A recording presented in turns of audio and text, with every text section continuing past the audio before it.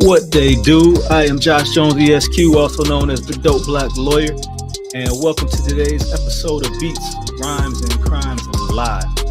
We got a show for you today that you're probably not expecting, because I wasn't either. We were preparing to go one way and ended up having to go in a completely different direction.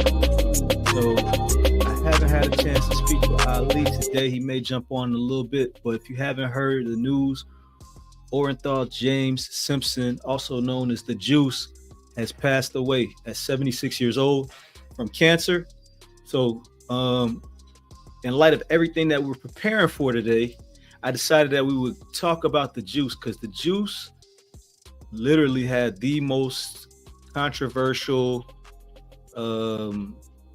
famous, notorious trial probably ever.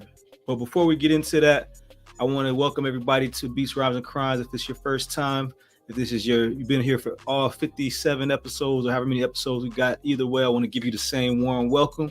Let us know right now where you're watching from. You know I'm always here live from the 305 Miami-Dade County, baby. What's happening? So, like I said, O.J. Simpson has passed away at 76. So today we will be talking about OJ's trials and tribulations, literally. You know, OJ famously was on trial for the murder of his ex-wife and Ronald Goldman, who was a young man who was a server at a restaurant. A lot of speculation about why he may have been present on that day when that murder took place. Oh, what's good, Donnell? Long time, man. Miss you, brother. What's going on? So, Donnell, you're old enough to know, and I'm glad you're here, man, because I was thinking about you. We talked about it. OJ, also a San Fran, born and raised like you, and he went on to do great things in this world like you. So, that might be where the similarities end. I'm not sure. You would have to tell me. You'd have to tell me a little bit better. But OJ, man, he passed at 76. So one of the all-time great running backs in the NFL. A lot of people don't even know that, especially if you're younger. So a lot of people don't even know that OJ was one of the greatest running backs to ever touch the rock, right? And he knocked down a lot of doors as well with regard to endorsements and advertisements. So even before Michael Jordan, Bo Jackson, any of these guys, you had OJ. He had deals with Hertz, you know what I'm saying, where he was a spokesperson for Hertz. He marketed orange juice. He marketed golf products. He had all types of endorsements. He was one of the more marketable, brandable. There you go. It's from the Fillmore. Shout out to the Fillmore. If you know, you know. If you don't, you need to find out.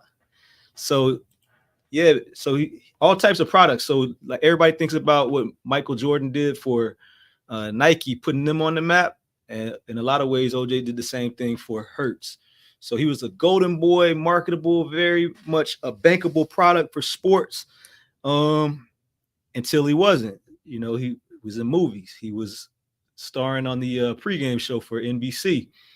You know what I'm saying? Pretty handsome guy, you know, I guess. He did all right, right? So he was out there, charismatic, charming. And there you go.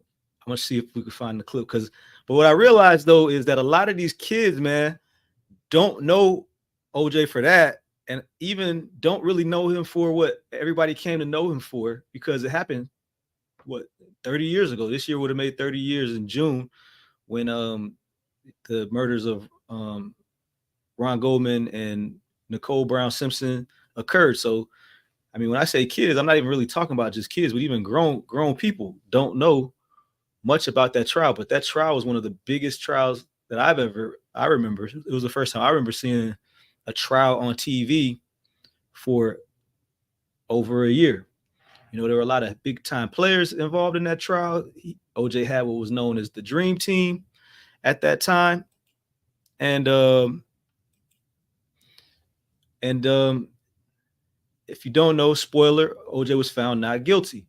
So a lot of people like to point out that not guilty does not necessarily mean innocent, but it means that the prosecution didn't meet their burden of showing that you are guilty beyond a reasonable doubt. It's a very high burden, but there's a lot of reasons why they were unable to show that. So there are a lot of moments in the trial, but I want to kind of slow it down. We could talk about it just a little bit, but even before we got to the trial, there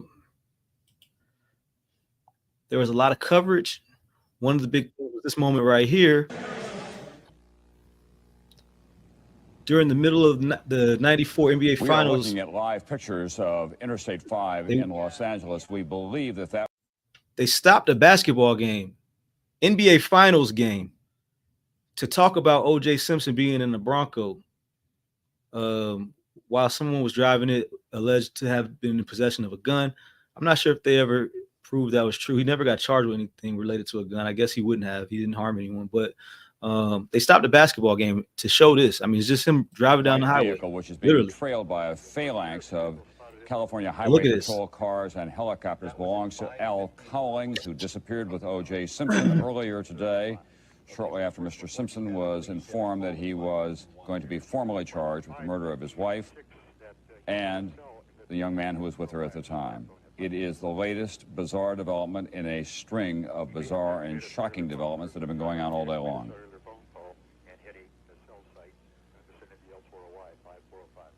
And again, you're in contact with whoever is in the car at this point. You're really not sure.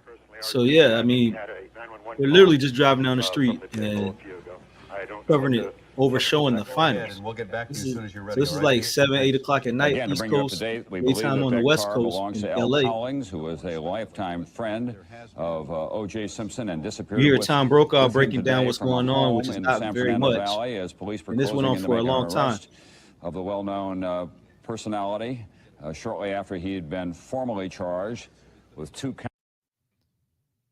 You know, so they ended up going back to the game, but I remember watching the game. They put the game on the small screen, the PIP.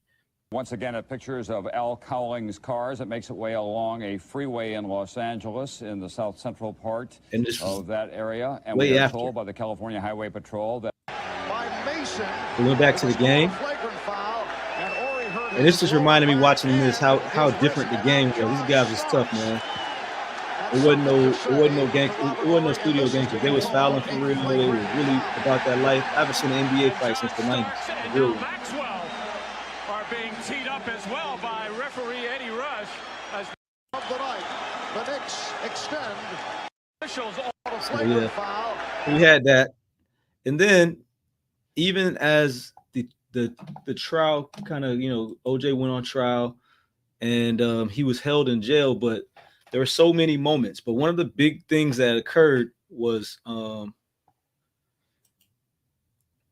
defense's lead investigator, or the prosecution, excuse me, the lead investigator for the LAPD was found to have made some, you know, racist, racially charged statements, and it really affected their case. So we got some footage of that as well, because I realized that people don't really remember, but let's see.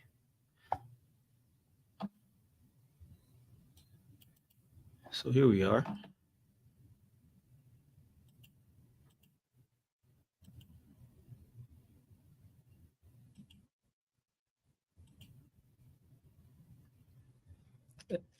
So it got really testy, and the trial went on forever. There's a lot of forensic evidence. There was a lot of, you know, this is the first time that a lot of people probably remember hearing about DNA, but they had a lot of testimony about DNA. And actually, one of the attorneys that was on OJ's team, which was, like I said, called the Dream Team, they were the ones who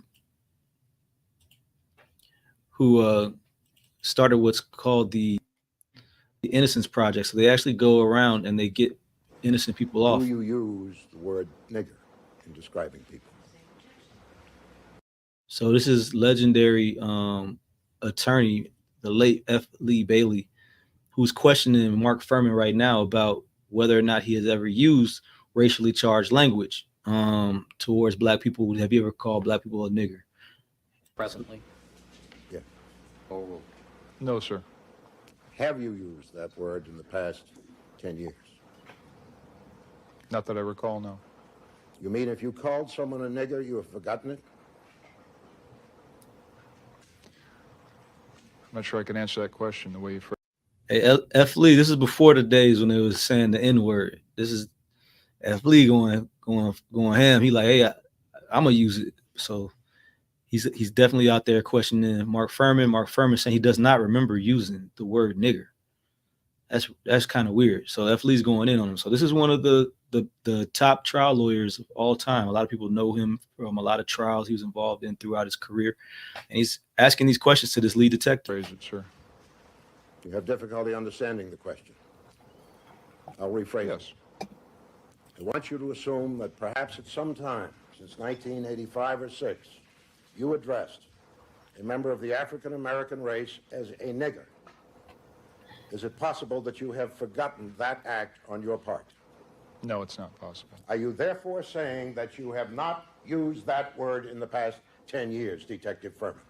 Yes, that's what I'm saying. And you say on your oath that you have not addressed any black person as a nigger or spoken about black people as niggers in the past 10 years, Detective Furman?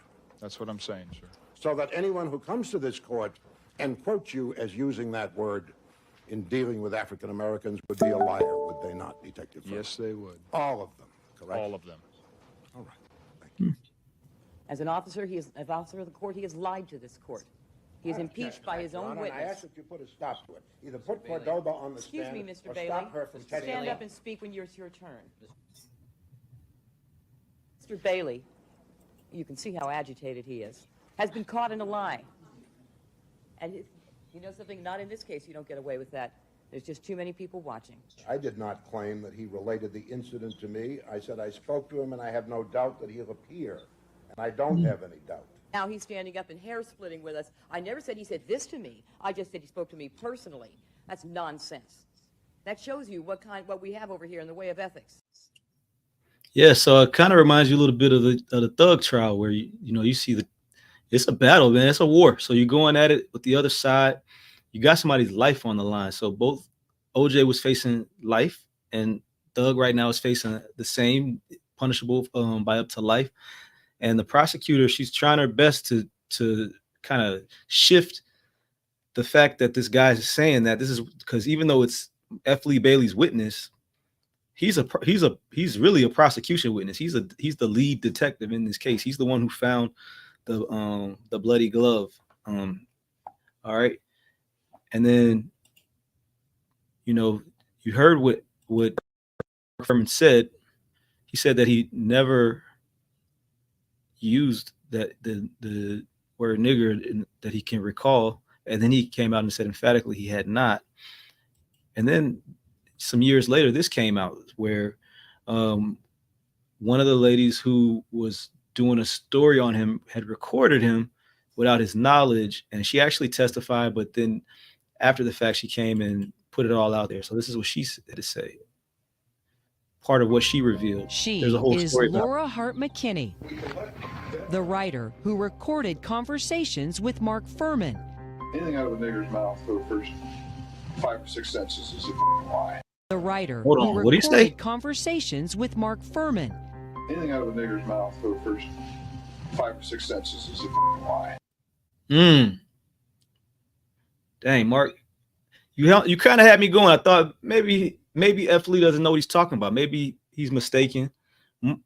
Mark didn't ever say this, but what did he say one more time? The writer who recorded conversations with Mark Furman.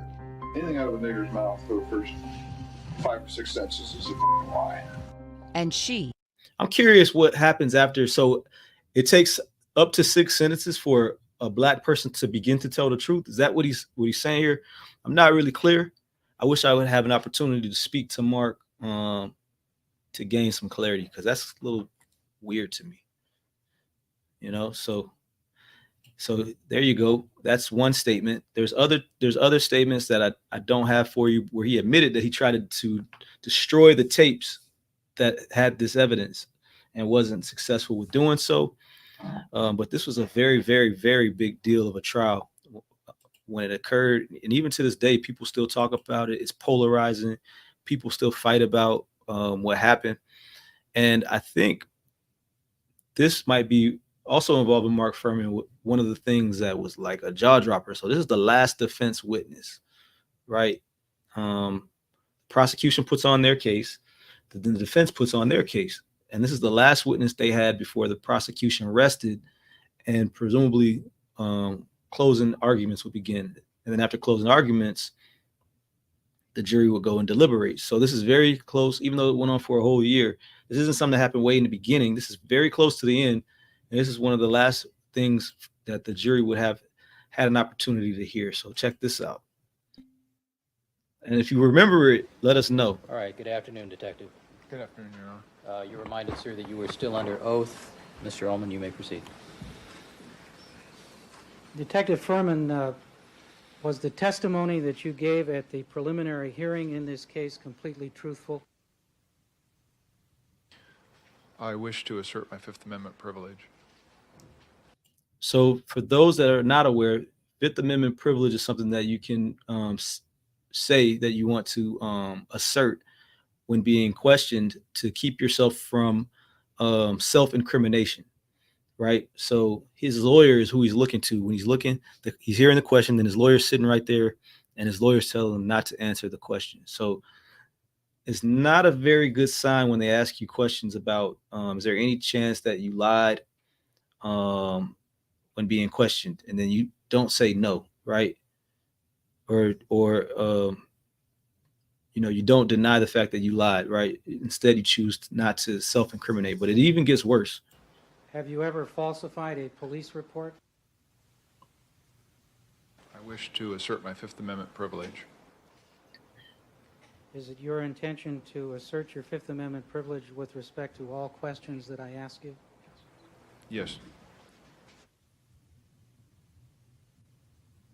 Detective Furman, did you plant or manufacture any evidence in this case? I assert my Fifth Amendment privilege. Whoa. So it's one thing to not want to answer questions about general instances of tampering with evidence and things like that, but they asked him, did you plant the glove? The actual glove that had blood on it at the scene. Did you plant that glove there? Or excuse me, they found it, I think, at OJ's actually with blood.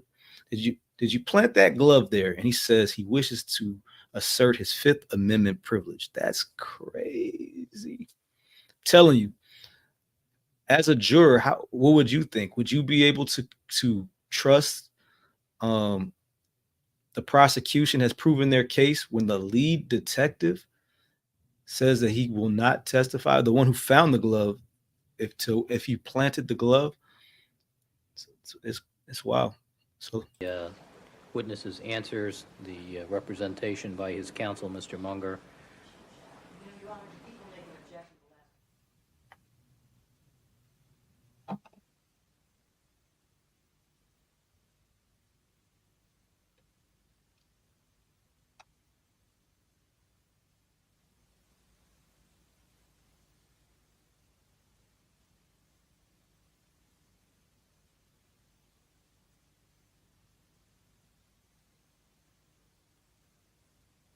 Officer Furman turned around, looked at me, and told me, I told you we'd get you, nigger.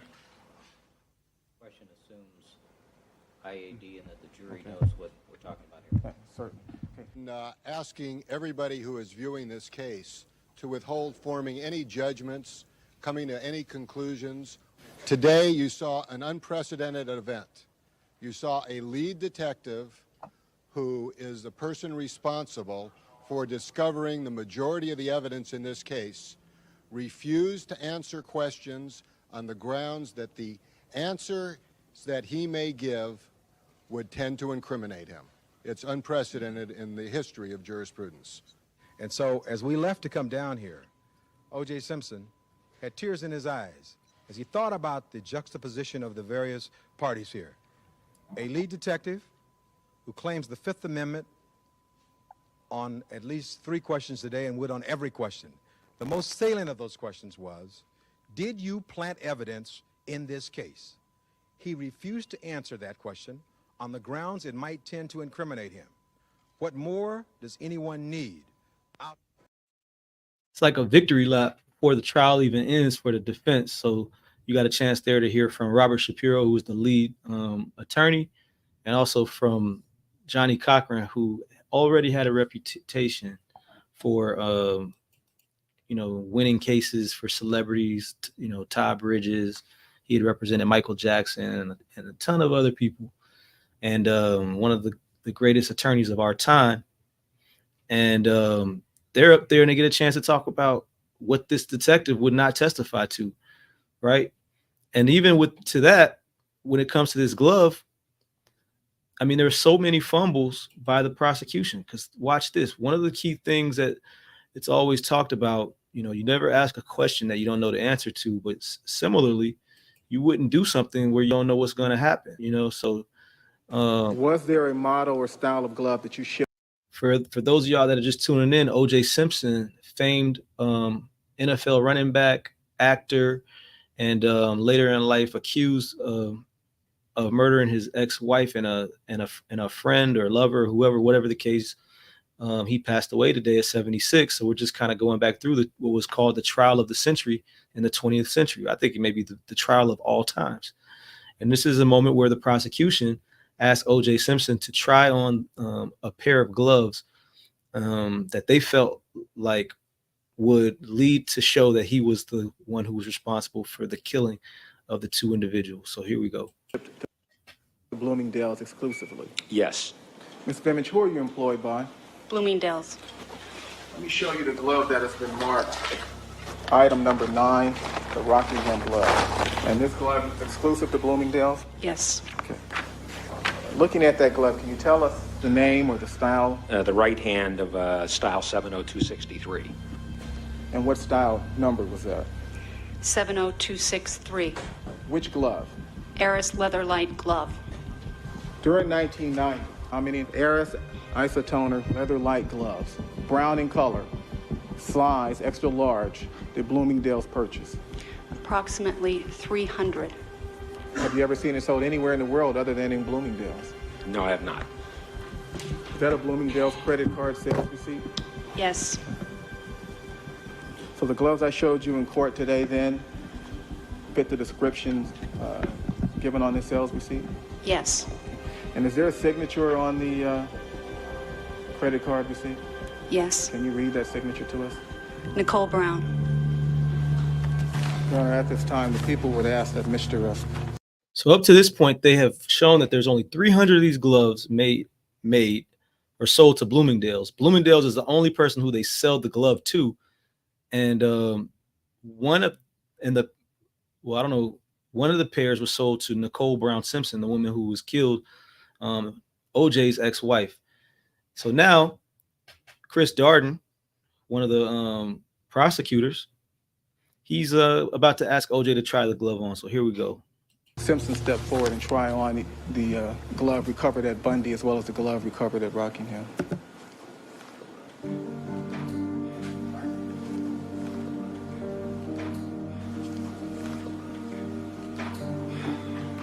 And I think so the jury can see, I'll ask Mr. Simpson to stand.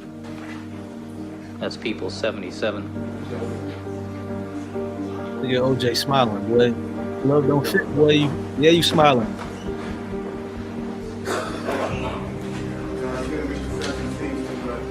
Having a problem placing the glove on his hand. Sustained.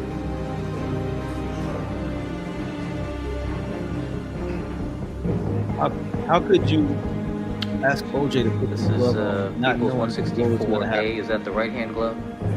All right. Another critical mistake in the case.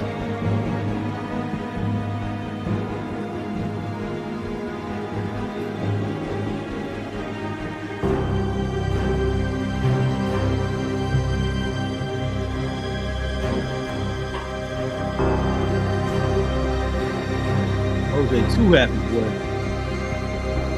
Like, glove don't fit, dog. Ain't no space. I don't know, bro. Glove don't fit. All right. Thank you, counsel. So all of that to tee up probably one of the more famous moments in history from Johnnie Cochran. But, you know, for those who don't know, the team was made up of Robert Shapiro, Johnnie Cochran, Robert Kardashian. A lot of y'all know who that is or know some of his kids, if not all of his kids. F. Lee Bailey, we talked about. Alan Dershowitz is a famous attorney as well, was on the team. And then Barry Scheck and Peter Neufeld, who I mentioned, are partners who started the Innocence Project. And they are still practicing to this day, helping people to get out of prison when they should have never been in prison, when they were wrongfully convicted. So those are some of the more known members of the team. And then there are others as well. Carl Douglas, one of Johnnie Cochran's proteges, also famously a member of the team. But this is one of the more famous moments, if not the most famous moment, right here with the master himself, Johnnie Cochran. Last night about this case and their theory and how it didn't make any sense and how it didn't fit and how something is wrong. And it occurred to me how they were going to come here and stand up here and tell you how O.J. Simpson was going to disguise himself.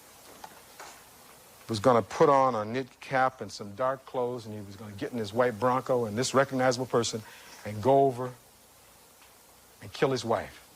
That's what they want you to believe. That's how silly their argument is. And I said to myself, maybe I can demonstrate this graphically. Let me show you something. This is a knit cap. I'm going to put this knit cap on. Now, you've been seeing me for a year. If I put this knit cap on, who am I? I'm still Johnnie Cochran with a knit cap. And if you look at O.J. Simpson over there, and he has a rather large head, O.J. Simpson in a knit cap from 2 blocks away is still O.J. Simpson. It's no disguise. It's no disguise. It makes no sense. It doesn't fit. If it doesn't fit, you must acquit.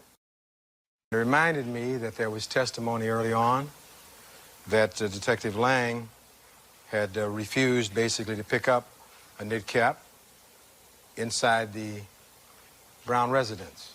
That was shown to him, I think, by some of the lawyers and one of the investigators on that date, because these are fairly common. But they don't really disguise anybody who's noticeable, do they? And although I was the guinea pig here this afternoon, if you were to put a knit cap on, how's that going to disguise you? We've been together. I'd know your face anywhere now, and you'd know mine. And the people in Brentwood, in West Los Angeles, would know O.J. Simpson. They know his car. They know him. That's where he lives. Even the prosecutors say he's so famous that he can't go anywhere where he wouldn't be recognized. So we got that. And I mean, Johnny makes a masterful point. And you have to remember, the prosecution is the one who has to prove a case. All right.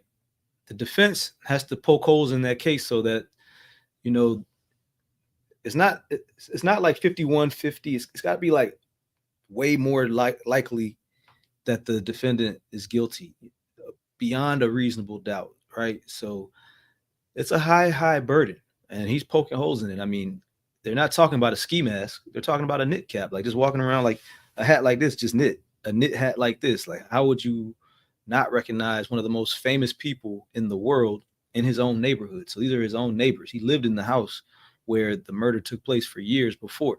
So it doesn't really make sense. And if he didn't live there, he was there all the time because his kids lived there and things of that nature. So it doesn't make sense that his disguise would be a knit cap, right? It really doesn't make sense for him to be there, period. But if he was, like, why would you be there with a knit cap? It's kind of silly. So there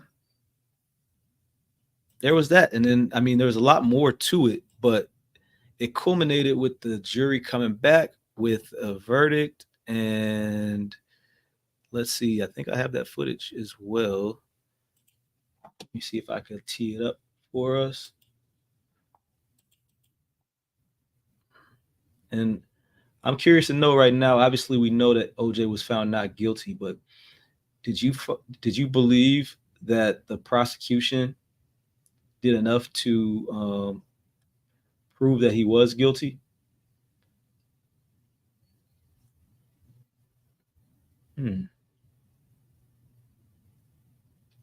Let's see. I think I already have this.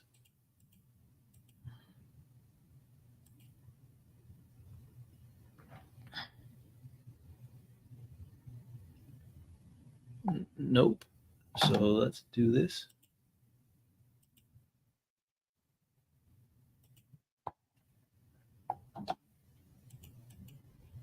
One more time.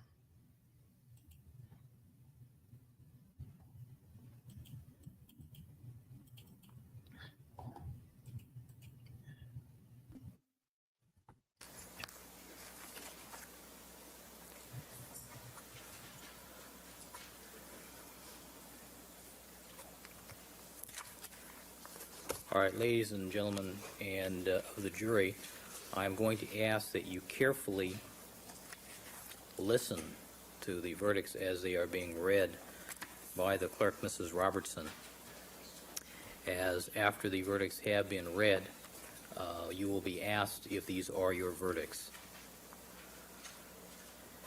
And I would caution the audience during the course of the reading of these verdicts to remain calm, and that if there is any disruption during the reading of the verdicts, the bailiffs will have the obligation to remove any persons disrupting these proceedings.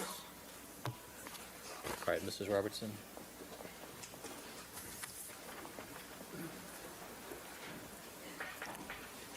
All right, Mr. Simpson, would you please stand and face the jury? Mrs. Robertson. Superior Court of California, County of Los Angeles, in the matter of the people of the state of California versus Orenthal James Simpson, case number BA097211. We, the jury, in the above entitled action, find the defendant Orenthal James Simpson not guilty of the crime of murder in violation of Penal Code Section 187A, a felony upon Nicole Brown Simpson, a human being, as charged in count 1 of the information.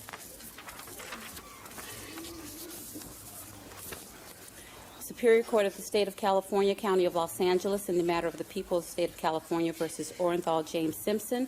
We, the jury, in the above entitled action, find the defendant Orenthal James Simpson not guilty of the crime of murder in violation of Penal Code Section 187A, a felony upon Ronald Lyle Goldman, a human being, as charged in count 2 of the information.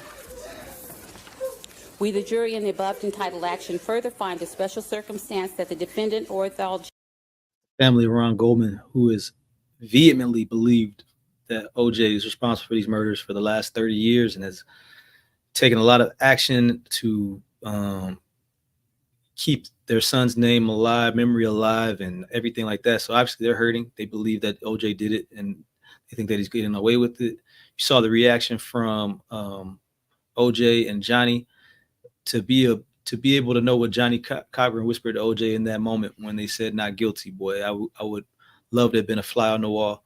But James Simpson, let us know if you remember the verdict, and if so, like, where were you at the time when you got the verdict? I remember I was in middle school, I think. Middle school, on the playground. We were at PE, and we listened to it on the radio because everybody wanted to know. Everybody was into it, so the coach had it on the radio while we were out on the basketball court. So does anybody remember where you were at?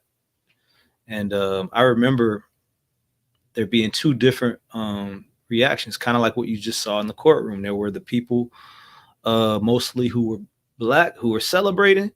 And then, there was a smaller group of non-Black people who thought that OJ was guilty and disappointed to see him not be found guilty. And there's a lot of documentaries, a lot of different things that kind of show it, but this was right on the tail end of the Rodney King incident, the Rodney King verdict, where all the police were found not guilty. And this is after the riots. So this is an opportunity some of the jurors even kind of alluded to it, what for sort of to have some type of I don't want to say justice for Rodney, but that was kind of this what it seemed like was happening. So there's a couple more seconds left to this. Has in this case been convicted of at least one crime of murder of the first degree and one or more crimes of murder of the first or second degree to be not true. Signed this second day of October 1995, Juror 230. Ladies and gentlemen of the jury, is this your verdict? So say you one, so say you all. All right, counsel, Mr. Simpson, would you be seated, please? Let's have it quiet in the courtroom, please. So that was, the OJ, coverage in a nutshell. OJ was found not guilty. He continued to live his life, but kind of not to the same level as before this happened, for sure. Like, he was an American hero, and he kind of became like a plague of the earth. People really were not really rocking with OJ in general. I'm sure he had great relationships with the people who were in his circles, but I read in a book. I don't know what it was, but like the night after, he was going to a restaurant that he had always gone to, and when he got there, they told him he couldn't eat there. So, I mean, I'm sure that kind of thing happened to him all the time. Everywhere he went, people recognized him, and instead of looking at him as the football hero, he became, the guy who got away with murder, which is what a lot of people feel like. A lot of comedians had jokes about it, like he even wrote a book saying like, I didn't do it, but if I did it, this is how I would have did it. So it was definitely not in good taste. And he kind of just kept like parading around, doing his thing, playing golf. He moved down here to Miami while his kids were still growing up, his youngest kids, and ended up finding himself in trouble again in Las Vegas. Somebody put him on to some memorabilia that was his. When he saw it, he was like, not only is that like my O.J. Simpson memorabilia, he's like, but that came from my crib. Like, those are my mom's photo albums. Those are pictures of my kids. So he came up with a way to get the stuff back. So he busted into a hotel, strapped, and wouldn't let these people leave. So they charged him with a kidnapping, and he took his stuff. So they charged him with a robbery. And the judge sentenced him to 33 years in prison. He was found guilty. It was on videotape, I think audio tape. You could see him going in the hotel on video, and then you could hear the audio of what he was saying as he was in the middle of this robbery. He was sentenced to 33 years, could not get parole until he served 9. He was paroled after 9 in 2017 or 16. So for a relatively short period of time since then, he was, still alive and free before finally dying yesterday of cancer. So love him or hate him, he is definitely one of the larger characters in any type of TV trial or United States trial in general. And he will always be remembered for both his exploits on the field and for that. So, however you feel, he's gone now. Rest in peace to the Juice. And yeah, I mean, that's what it is. Let us know how you feel. Do you think that because OJ is no longer alive that people can kind of let it go now? Or do you believe that he still got to pay and, for his possible deeds in death? I'm curious to know what y'all think. So, once I found out about the OJ story, I just stopped, working on everything else. There's some other stories going on, but nothing too big. One of the detectives in the Thug case was found to be trying to holler at one of the witnesses that they were trying to get to, testify and everything like that. And only in Atlanta, I guess, you see these kind of things, but that happened. And then we'll be back next week. We'll have to cover it next week, but I definitely wanted to bring y'all this OJ update. There's a lot of, stuff that people either forgot, didn't remember, didn't ever know because they're too young. And it was one of the most interesting cases I think of all time. So even for me, going back and looking at it, I've looked at it through the years, but it's not the same case that I remember from when I was a kid. So we'll probably do like a real like podcast type episode, really going through and chronicling. It's been covered a lot, but I think there's a way to bring more light to it. So let us know if you'd be interested in actually hearing the whole story of the juice. We could bring that to you. I guess we'll do What the Florida. I mean, we have stuff like ready, but at the same time, not ready. So,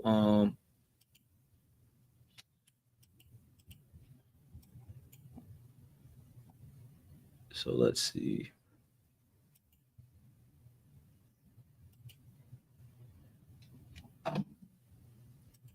This is a weird one.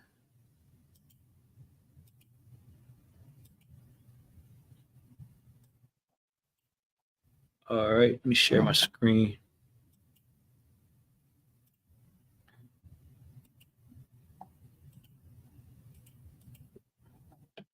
A Tampa woman who posed as a teen molested a boy charged with more child sex crimes. So a woman accused of posing as a homeschool teenager was charged with sex crimes. Her name is Elisa Zinger, and she got arrested again in Tampa. And she's just been going on about her way, trying to have these inappropriate relationships with kids for whatever reason. This is Alyssa. And I don't know, she just wants to have sexual activity with kids. What the Florida is wrong with Alyssa?